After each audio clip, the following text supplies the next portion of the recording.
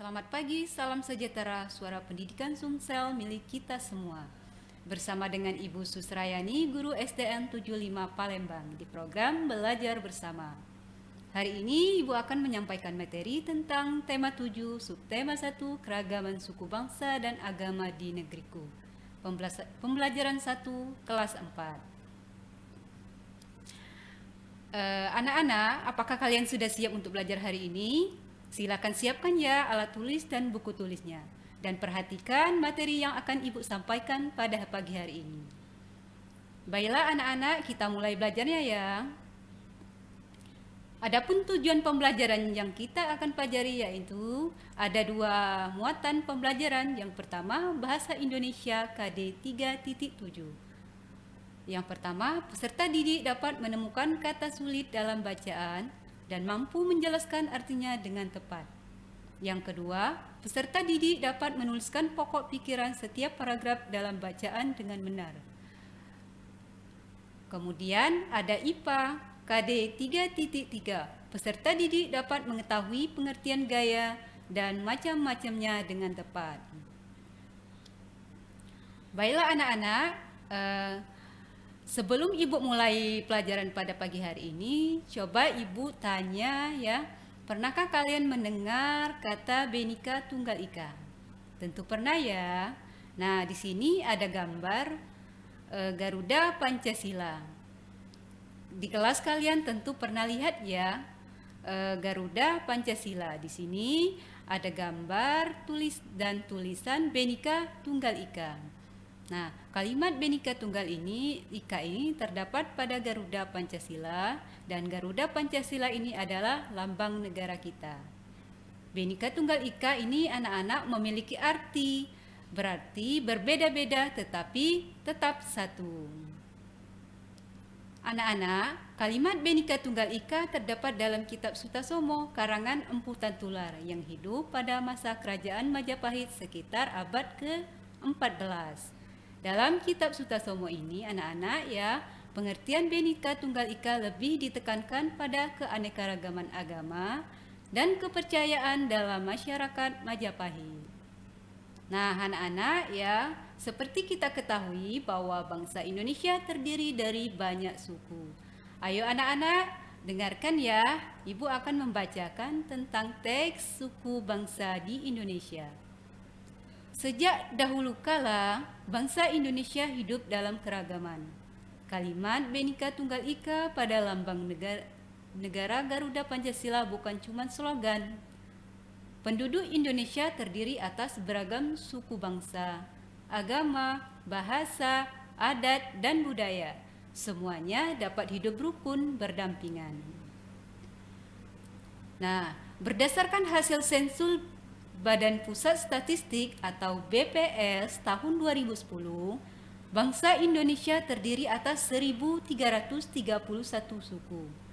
Di mana ya, suku bangsa yang terbesar adalah suku Jawa yang meliputi 40,2% penduduk Indonesia. Sedangkan untuk suku yang paling sedikit jumlahnya yaitu suku Nias yang hanya 0,44% dari penduduk Indonesia. Nah, anak-anak, dari teks ini adakah kata sulit yang kalian temukan?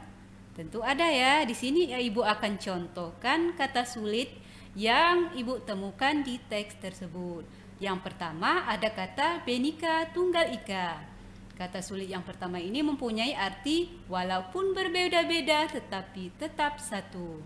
Dan yang kedua itu ada kata sulit sensus yang mempunyai arti perhitungan jumlah penduduk, ekonomi, dan sebagainya yang dilakukan oleh pemerintah dalam jangka waktu tertentu. Nah, anak-anak, di paragraf yang kita baca tadi ya, ada di setiap paragraf terdiri dari pokok pikiran. Nah, terus bagaimana caranya ya kita menentukan pokok pikiran? Di sini anak-anak ada 3 cara menentukan pokok pikiran pada paragraf. Yang pertama, kalian baca seluruh kalimat dalam paragraf. Yang kedua, menandai kalimat awal, akhir, atau kalimat awal dan kalimat akhir paragraf. Yang ketiga, menandai pikiran pokok yang terdapat di awal, akhir, atau awal dan akhir pada paragraf. Baiklah anak-anak, di sini Ibu akan memberikan contoh cara menentukan pokok pikiran pada sebuah paragraf. Tadi ada 3 cara ya. Yang pertama, kita harus baca dulu seluruh paragraf. Kita baca dulu ya. Di sini ada contoh teks suku bangsa di Indonesia. Sejak dahulu kala, bangsa Indonesia hidup dalam keragaman. Kalimat Bhinneka Tunggal Ika pada lambang negara Garuda Pancasila bukan cuma slogan. Penduduk Indonesia terdiri atas beragam suku bangsa, agama, bahasa, adat, dan budaya. Tetapi semua dapat hidup rukun berdampingan. Nah, tadi langkah yang kedua yaitu menandai kalimat awal atau akhir. Di sini sudah Ibu tandai ya. Yang kita tandai yaitu penduduk Indonesia terdiri atas beragam suku bangsa, agama, bahasa, adat, dan budaya. Nah, yang terakhir tadi yaitu menandai pokok pikirannya. Jadi pokok pikiran pada paragraf pertama yaitu penduduk Indonesia terdiri atas beragam suku bangsa, agama, bahasa, adat, dan budaya. Anak-anak, untuk tugasnya ya, kalian carilah kata sulit pada teks suku bangsa di Indonesia. Dan yang kedua, tuliskan pokok pikiran paragraf kedua pada teks suku bangsa di Indonesia. Anak-anak, sekarang kita lanjut ya pada muatan IPA KD 3.3. Anak-anak, dari kegiatan sebelumnya, kalian telah mengetahui bahwa Indonesia terdapat ribuan suku bangsa. Setiap suku bangsa kemungkinan memiliki kebiasaan dan cara hidup yang berbeda. Salah satu contoh perbedaan cara hidup adalah transportasi. Pada zaman dahulu, alat transportasi menggunakan tenaga hewan seperti gambar-gambar di bawah ini. Anak-anak, kalian bisa lihat ya, di sini ada 3 gambar, bendi, pedati sapi, dan pedati kerbau. Silakan perhatikan ketiga gambar ya. Dapatkah kalian melihat persamaan dari ketiga alat transportasi tradisional tersebut? Ya, ada banyak ya persamaannya. Salah satunya adalah ketiga alat transportasi tersebut menggunakan binatang yang sama-sama menarik beban berupa bendi atau pedati. Coba anak-anak Ibu tanya ya, apa yang terjadi saat kuda menarik bendi? Tentu bergerak ya. Dan apa yang terjadi saat kerbau atau sapi menarik pedati? Ya, pasti bergerak ya. Jadi anak-anak, aktivitas yang telah kuda atau kerbau lakukan terhadap bendi sehingga bergerak atau bergeser itu disebut dengan gaya. Jadi apa ya yang dimaksud dengan gaya? Gaya adalah dorongan atau tarikan yang dapat menyebabkan benda bergerak atau berubah bentuk. Anak-anak, di sini ada beberapa gambar. Silakan perhatikan dan amati. Nah, untuk gambar yang pertama ada orang yang sedang mendorong mobil. Kira-kira apa ya yang menyebabkan mobil pada gambar di samping dapat bergerak? Ya betul. Mobil pada gambar dapat bergerak karena didorong menggunakan kekuatan otot. Dan untuk gambar yang kedua di situ ada lampu yang sedang menyala. Kira-kira apa ya yang menyebabkan lampu dapat menyala? Ya, lampu dapat menyala karena adanya aliran listrik. Dan untuk gambar yang ketiga, silakan perhatikan anak-anak. Di situ ada jarum atau paku. Kira-kira apa ya yang menyebabkan jarum atau paku bisa menempel pada batang magnet? Ya betul, karena jarum dapat menempel karena ada tarikan gaya magnet. Kemudian anak-anak, di situ ada gambar buah jatuh ke bawah. Kira-kira apa ya yang menyebabkan buah bisa jatuh dari pohon? Ya, buah jatuh dari pohon karena ada tarikan dari bumi. Nah, untuk gambar yang terakhir ini ada anak yang memindahkan kursi. Kira-kira apa ya yang menyebabkan kursi mudah dipindahkan? Betul anak-anak, kursi mudah dipindahkan karena menggunakan roda. Jadi roda dapat menghilangkan gaya gesek kaki kursi dengan lantai. Nah, dari beberapa gambar yang kita telah amati anak-anak ya, kita dapat simpulkan bahwa gaya memiliki beberapa jenis, yaitu ada gaya otot, gaya listrik, gaya magnet, gaya gravitasi, dan juga gaya gesek. Nah, gaya otot ya ini bersumber dari otot, baik itu otot hewan ataupun otot binatang.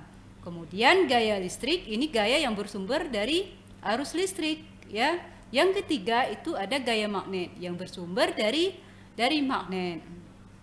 Kemudian ada gaya gravitasi, gaya yang bersumber dari gaya tarik bumi terhadap benda-benda di atasnya.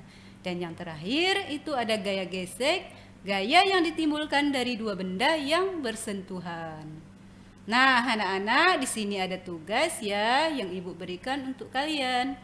Kalian tulis kira-kira gaya apakah ya yang digunakan pada gambar-gambar tersebut. Kemudian apa pengaruh gaya terhadap benda yang dikenai gaya pada setiap gambar. Anak-anak, apakah kalian mengerti pelajaran hari ini? Ya. Hari ini sebelum Ibu menutup pelajaran, Ibu akan memberikan kesimpulan terhadap materi yang Ibu sampaikan. Yang pertama itu untuk muatan bahasa Indonesia. Indonesia terdiri atas beragam suku bangsa, agama, bahasa, adat, dan budaya. Semuanya dapat hidup rukun berdampingan. Dan berdasarkan hasil sensus Badan Pusat Statistik atau BPS tahun 2010, bangsa Indonesia terdiri atas 1.331 suku. Suku bangsa yang terbesar adalah suku Jawa yang meliputi 40,2% penduduk Indonesia. Dan suku yang sedikit jumlahnya yaitu suku Nias yang hanya 0,44% dari penduduk Indonesia. Kemudian cara menentukan pokok pikiran itu ada 3 ya. Yang pertama, membaca seluruh kalimat dalam paragraf. Yang kedua, menandai kalimat awal, akhir atau kalimat awal dan kalimat akhir paragraf. Yang ketiga itu menandai pikiran pokok yang terdapat di awal, akhir atau awal dan akhir paragraf. Nah, untuk kesimpulan muatan IPA KD 3.3 yaitu ya, gaya adalah dorongan atau tarikan yang dapat menyebabkan benda bergerak atau berubah bentuk. Sedangkan macam-macam gaya yaitu ada gaya otot, listrik, magnet, gravitasi, dan gesek. Nah, baiklah anak-anak, demikianlah materi yang Ibu sampaikan tentang keragaman suku bangsa dan agama di negeriku. Semoga bermanfaat. Terima kasih. Dan jangan lupa like dan subscribe di YouTube Suara Pendidikan Sumsel dan Instagram di uptd_btikp_disdik.ss. Wassalamualaikum warahmatullahi wabarakatuh.